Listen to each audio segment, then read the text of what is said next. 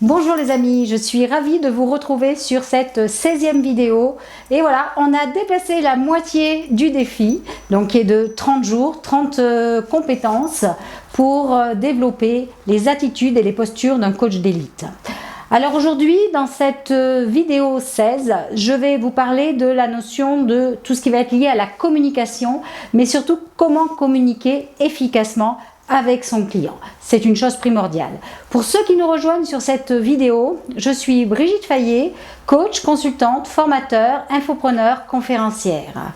Et j'ai aussi le plaisir d'avoir monté un institut de coaching appelé ABC Programme, Advanced Business Coaching, où nous formons des coachs d'élite et je suis entourée d'une équipe d'experts de très haut niveau.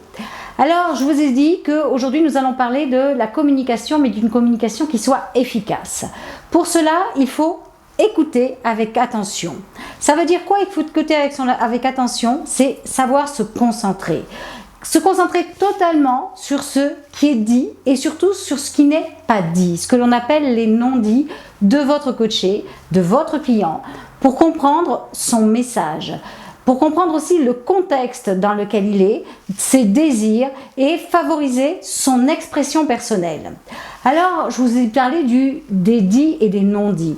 Je renvoie au psychologue Mehrabian qui met ça en avant et il a été évalué que dans la communication, il y avait ce qu'on appelait la communication verbale et la communication non verbale. La communication verbale est évaluée à 7%.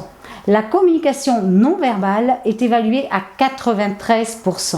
Alors vous allez voir au fur et à mesure des 8 points que je vais voir avec vous par rapport à cette notion d'écoute avec attention, vous allez comprendre aussi cette communication non verbale.